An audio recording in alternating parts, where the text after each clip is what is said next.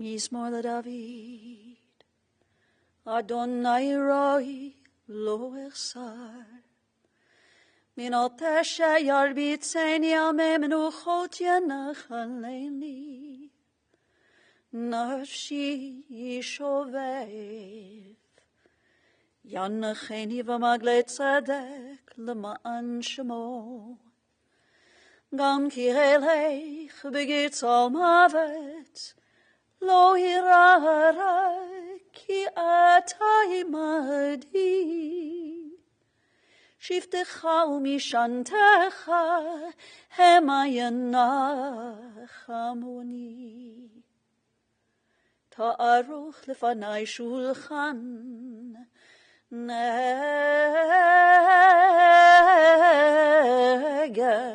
צורריי.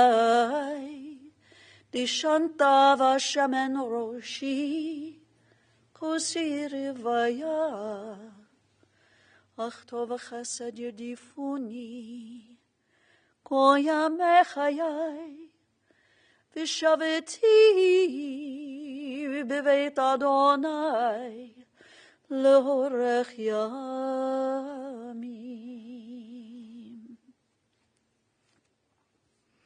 Friends, I've chanted for you the words of our 23rd Psalm. In these moments when our hearts are breaking, when we feel in search of comfort and strength and shalom, a sense of peace, in these moments we often turn to the psalmist. And so, for those who are familiar with these words, I invite you to recite them with me as we say together. The Lord is my shepherd, I shall not want. He maketh me to lie down in green pastures. He leadeth me beside the still waters. He restores my soul. He guideth me in straight paths for his name's sake.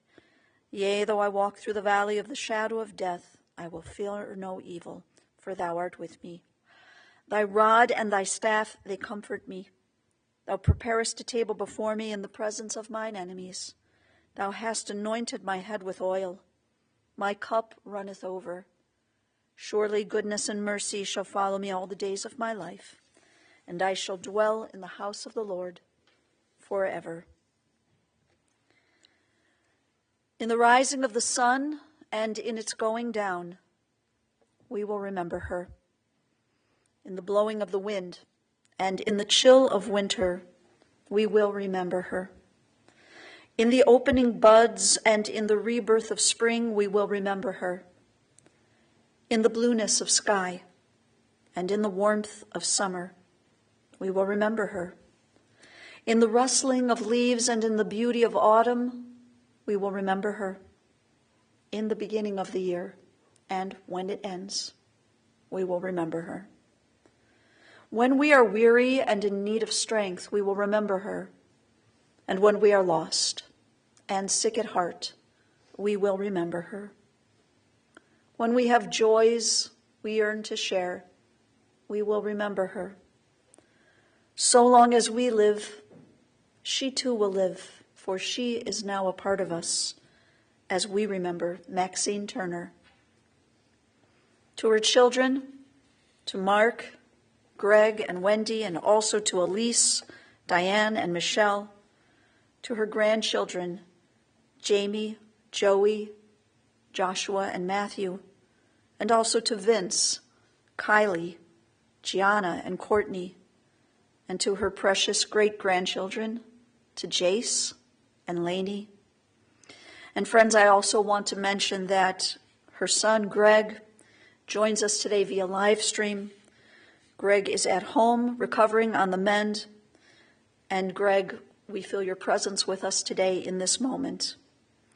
To all the members of the family and to so many dear and cherished friends, those of you in person, those who are with us via live stream, our hearts are united in this moment as we remember, but also as we find the strength to celebrate the life of your beloved Maxine. Our sages in their wisdom have taught us that birth is a beginning and death a destination, and life is a journey from childhood to maturity, from youth to age, from innocence to awareness and ignorance to knowing, from foolishness to discretion, and then, perhaps, to wisdom. From weakness to strength, or strength to weakness, and often back again. From health to sickness, and back, we pray, to health again. From offense to forgiveness, from loneliness to love, from joy to gratitude, from pain to compassion, and grief to understanding, from fear to faith, from defeat to defeat to defeat, until looking backward or ahead, we see that victory lies not at some high place along the way, but in having made the journey, stage by stage, a sacred pilgrimage. Birth is a beginning, and death a destination. And life is a journey, a sacred pilgrimage to life everlasting. Maxine's journey of 91 years began on February 26, 1934. She was born to Helen and Louis Klein, and theirs was a close-knit family. Maxine and her older brother Melvin of blessed memory shared a strong sibling bond growing up in California. She was always sharp and so intelligent, and she graduated high school with honors. But there's a story that Maxine would tell and retell her children over the years of how when Maxine was in high school, all the students that happened to be her senior year, they would have to carry their report card from teacher to teacher, and the teacher would then write in the final grade. Maxine, it seems, had one subject that proved to be a bit challenging for her, and that was math. It was, as I said, her last year of high school. She knew her math grade would not be at the same high level as her other grades, and so this clever young lady went to every teacher first, saved the math teacher for last. And when the math teacher saw that Maxine had received A+ in every one of her classes, the teacher, who was prepared to give her maybe a C+, said to her, "Well, I can't ruin your perfect grade," so she gave her an A+. Living in California, Maxine worked in Beverly Hills. She worked in some dentist offices, and she loved this job because it allowed her to meet some very famous people and several movie stars. And it's probably because of this that Maxine always loved watching the Academy Awards. And friends, tonight is the Academy Awards. So as you watch, maybe you'll think of Maxine as well. Following her high school graduation, she came to Cleveland just to visit family for a couple of weeks. While here, one night, Maxine was at the home of her cousins, Elaine and Marilyn, and it was there, on that specific evening, that Maxine met Bob Turner. The attraction was immediate and mutual, and they managed to go out on a few dates before her Cleveland vacation was drawing to a close. As Maxine was preparing to pack her suitcase and return home to California, both cousins Elaine and Marilyn convinced her to stay just a little bit longer, and she agreed. And it was during this little extension that Bob took Maxine to visit Cedar Point. And as Maxine shared with me back in 2009, as we met in preparation for her beloved Bob's funeral, Maxine remembered that it was when she and Bob were on the roller coaster she decided that she had fallen in love with this man. She described him to me as someone who was handsome, but someone who became even more handsome as the years went on. Maxine and Bob were married just 6 months after they met, and theirs was a tender love story that lasted for more than 53 years until the time of his passing in November of 2009. The centerpiece of their lives was their family. As Mark, Greg, and Wendy entered into Maxine and Bob's world, this Turner family portrait became all the more beautiful and complete. Together, your parents spent a lot of time on the water. Bob loved boating, and Maxine, well, she tolerated it. Together, they loved dining out. They loved to take a drive on a gorgeous Cleveland fall day to enjoy the foliage, the changing colors of the leaves. They loved to visit Chagrin Falls and pack a picnic for the park. They loved their condo in Naples. They loved to enjoy performance by the Cleveland Orchestra, and they loved to be in the audience at the Cleveland Playhouse. When I asked her children to describe her, what words, what phrases came to mind immediately, they used the words compassionate. They described her as a woman who had a keen understanding of right from wrong. And they shared with me that their mom taught them to be kind, to be considerate, and to respect their elders. They said she was smart, very well read. I said, what kind of books did she like to read? Oh, no, not books, they said. Medical journals, medical advances and findings. This is what she really loved to read. And while she dearly loved you, Mark and Wendy, it was Greg who told me he wanted to make sure I mentioned that he was absolutely her favorite. Greg shared that as the middle child, he never did anything wrong, and he got away with everything. But both of her sons and her daughter described a woman who really just loved to be at home and be with family. Mark and Greg, along with Elise and Diane, you've always been devoted sons and daughters-in-law. But Wendy, your brothers shared with me how remarkable you have been, you and Michelle, how remarkable you've been with your mom with the daily visits, taking her to doctor's appointments, everything. The list goes on. In the words of your brothers, they told me you have gone above and beyond through all the health challenges. It's been remarkable, and it's an example to the rest of us. Of course, Maxine loved and adored her grandchildren, Jamie, Joey, Joshua, and Matthew. You certainly don't need me to tell you how proud she always was of you and how much she loved you. But just know that if your grandmother wore a crown, you were the gems, the jewels in that crown. And of course, to be blessed with great-grandchildren, as we would say, Kenahora. Such a beautiful blessing for her to know Jace and Lainey. Friends, our tradition teaches us that words which come from the heart often directly enter into the heart. There's a few members of the family who are going to share words in their heart with you today. But first, I want to call on a dear friend of the family to come up and join me and share words with all of us. I'd like to call on Tressa at this time.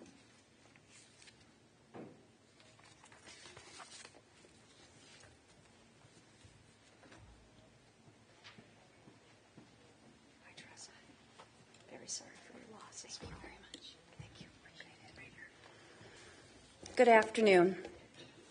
My name is Tressa, and I thank Maxine's family for including me today and giving me an opportunity to say a few words.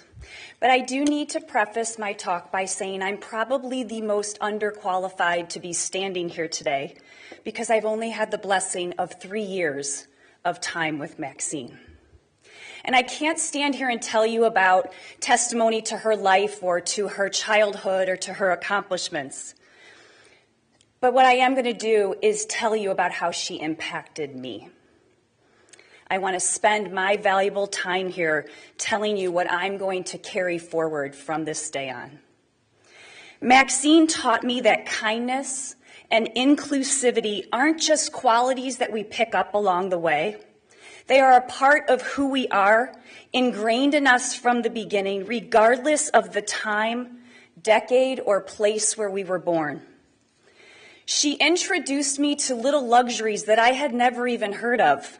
Who would have thought that I would like lox and bagels, Wendy? She reminded me that sometimes life's simple pleasures, like a root beer float, was perfectly okay to eat for breakfast, lunch, and dinner because it had dairy in it. I learned to make her coffee the exact way she liked it. And every day she offered to buy me a cup in return. I drank that coffee every single day that I could with her, and I truly hope from the bottom of my heart there is not some awful bill waiting for Wendy when she gets home tonight. Maxine showed me that a smile, a gentle touch, and the warmth of a hand could speak volumes when words just weren't enough. I intend to extend my hand more often. She had a sharp mind, incredibly intelligent, and a passion for court television. She would discuss cases with me for hours, and I quickly realized that she was one of the brightest women I had ever met. She had strong opinions, and she never hesitated to share them with me. When I was with her, though, my opinions mattered. She asked me about how I felt, and she honored those opinions. Everyone's opinions mattered to Maxine. She taught me that it's okay to speak openly about your feelings without fear of judgment. For that, I am a better listener today. She showed me that family isn't just about blood.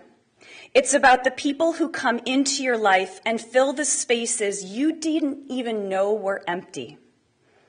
She proved that friendship knows no age and that the kindest souls exist in places you least expect to find them.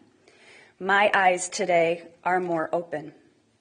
Maxine, thank you for the love and encouragement, for being a comforting presence, and for knowing exactly when I needed a hug or a reassuring hand to hold. Thank you for bringing Wendy and Shelley into my life, for raising your sons and daughter to reflect the same love and kindness you so effortlessly shared with me, evident in your children's willingness to share their mom's final hours with me. Thank you for your stories, your laughter, and your wisdom, and for showing me that it's not about how much time we have, it's about the quality of the moments that we share. In my 3 years of providing you care, I have never seen another resident receive as many visitors as Maxine did in her final days. That alone speaks to the impact she made on every single life she touched. I myself promise to be more impactful in the lives of others.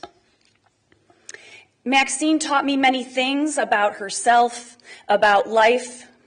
I learned more about my own self, but there is one phrase that she whispered to me very often. Sometimes she would say, "Tressa, come here," and she'd whisper it in my ear. And sometimes she made sure the whole room heard these 3 words. So I'm going to tell you what they are, leave you with them. Words that will always bring a smile to my face. Words that capture Maxine's humor, her charm, her stubbornness, and summarizes some of the moments that only she and I were privileged to share. I pray that each one of you here today frequently feel a warm hand on yours and recognize that the whisper in your ear is that of the beautiful, elegant, and kind Maxine Turner, prolifically saying, "Don't tell Wendy." Thank you for this privilege. Thank you.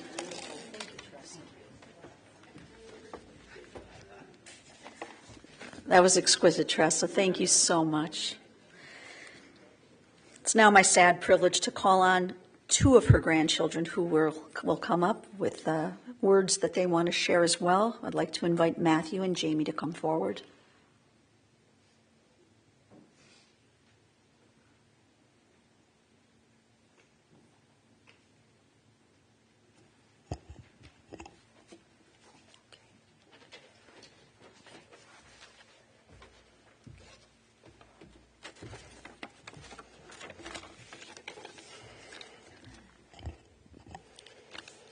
That was good.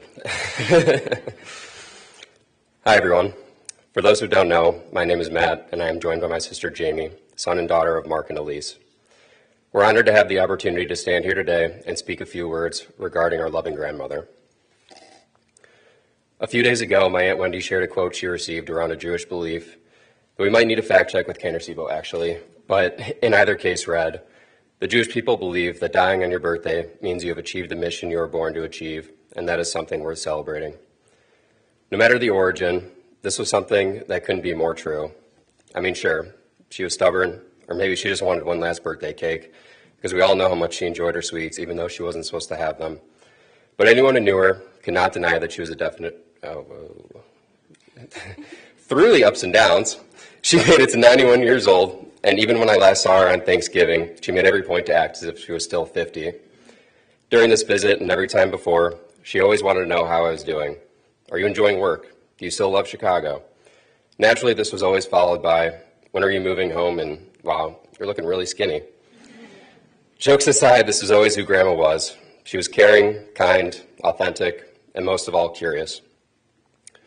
Whether you were present in the room or miles away, she would always ask how everyone was, even when she wasn't feeling the best herself. Family truly was everything to her. This was well reflected whenever she had the opportunity to see her great-grandchildren, Jason and Laney. She lived a long life, and at the end of the day, that is what I hope we could all remember and be grateful for. Truth be told, writing this speech gave the two of us time to reflect.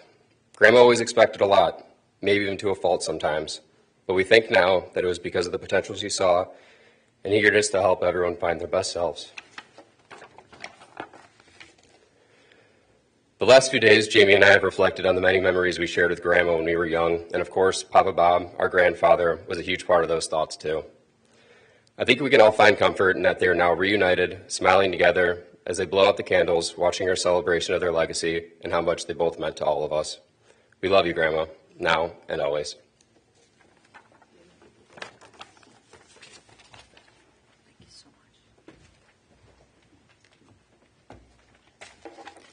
Thank you. And Matt, just so you know, the beauty of Judaism is it gives us an opportunity to learn new things every day. I have not heard that one about those who pass on the day that they were born, but I love it. It's beautiful. It's really beautiful. Thank you for sharing. Finally, I want to call on her daughter, Wendy, to share words with us.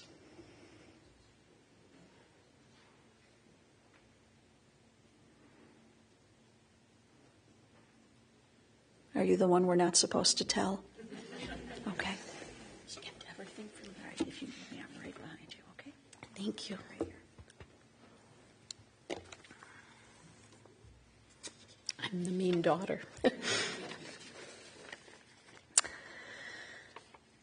A wise cousin said to me the other day, "It's okay to be not okay." And those words really stuck with me because today I'm not okay. My heart's broken. My mother and I were very close. We really were best friends. We saw each other almost daily and spoke 4 or 5 times a day. For me, life will never be the same. She was such a huge part of everything I did. I'd like to take a moment and thank those closest to me for always including my mom. She was always invited to everything I did. To the entire Konechny family, my mother loved being around you. She didn't always know everybody's names, but heck, neither do I. To Shelley, my wife, thank you so much for your kindness, your gentleness, your understanding, your love, and your patience. I honestly can't remember a day that you came home from work at the hospital and didn't ask if I spoke with my mom and how she was. My mom loved and respected you so much. Joyce, I know you're not here today, but you're listening. What can I say other than my mom simply adored you, as do I. You brought such fun, laughter, honesty, and kindness to our life. I'm looking forward to more of that. Debbie, you were always a friend first. I don't have time to list all of the other things you brought to my mom and our entire family, so I'll just say thank you. Amy and Rose, our dear neighbors, thank you for always helping out when I was traveling for work. You were always wonderful friends and neighbors and always made time to visit my mom. To Jamie, Matt, Joey, and Josh, Grandma always asked about you and was so proud of who you were and always wished only the best for you. To her great-grandchildren, Jason Laney, the mere mention of your name brought the biggest smile to my mom's face. And now I have a little humor for you. For those of you here today that are connected to me in some way on Facebook, you know my mother is Mama T. My mom loved when I posted our adventures, even though she really never understood what posting or Facebook was. And that's what made it even more fun. My mother was never, this is my funny story now, my mother was never a good driver. Her car seemed to be on autopilot growing up. It went from Edgewood to Heinens and to Cedar Center and back home. She really didn't like to drive and honestly wasn't very good at it. Fast forward to us moving her out to Vitalia Assisted Living in Strongsville 5 years ago and having a stroke 2 years later and her balance declining over time. Our wonderful physical therapist, Tressa, who is now our family friend forever, had the great suggestion of getting my mom a motorized power chair, which of course we ended up referring to as her electric chair. When I first saw the chair, I thought, oh my God, this is going to be a challenge because my mom doesn't know how to drive, plus it had a joystick. That even confused me. I had several hundred cameras in my mother's tiny apartment. So I was able to watch Tressa, God bless her, and the team train my mother how to drive. I cannot tell you how hard I would laugh watching that. She actually caught on pretty well after a couple of weeks. However, I did notice one day that her cup holder was broken off the chair. When I questioned what happened, she told me that it was cheaply made and it just fell off. Then I found the broken pieces of the plastic on the floor by the wall that she hit. That was one of those don't tell Wendy's, I'm sure. A few days later, there was a huge chunk missing out of the wall. I said, Mom, what happened? She said, you know, Vitalia really designed those corners too tight, and it's their fault. It was so funny. I ended up actually getting her a vanity plate for her motorized car that said Maxine's Wheels, and the rest is history. I both laughed and cried while writing this. I was okay for a moment and not okay for another, and that's okay. Thank you so much.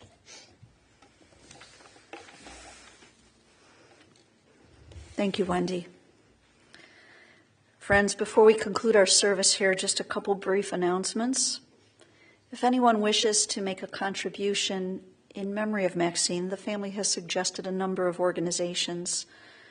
If you wish, they would really be grateful for any contribution in her memory to the Multiple Sclerosis Society, Cypress Hospice, or any charity that would help in researching diabetes or Parkinson's. Following the service here, we will process to the Mount Olive Cemetery, and after the internment, immediately following the internment, the family will receive visitors at the Marriott at Harvard Park until 6 p.m. this evening. On behalf of her children, we thank you for your love and support on this sad but important day. And as you are able now, I invite you to rise for the memorial prayer, the El Maleh Rachamim.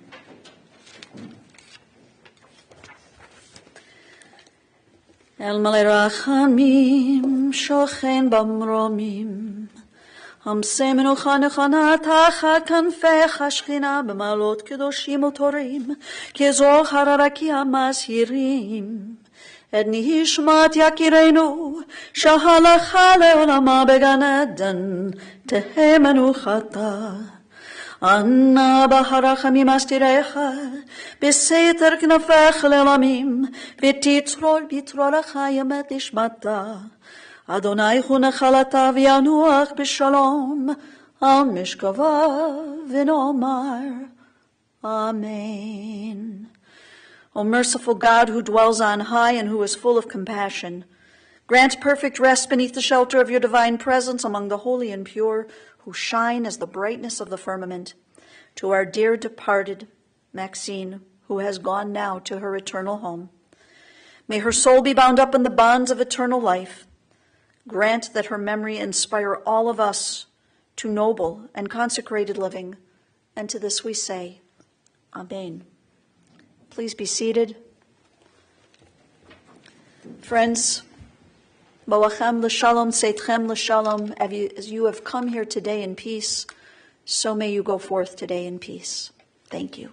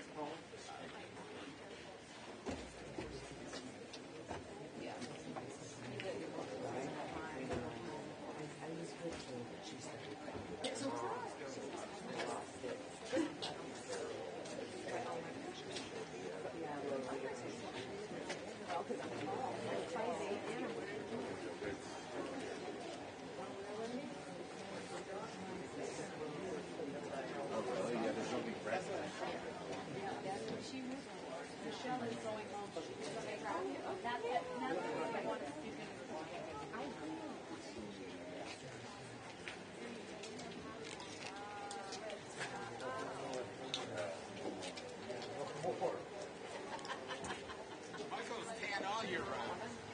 Yeah, you lay in the sun? He's the sun too. I forgot about that.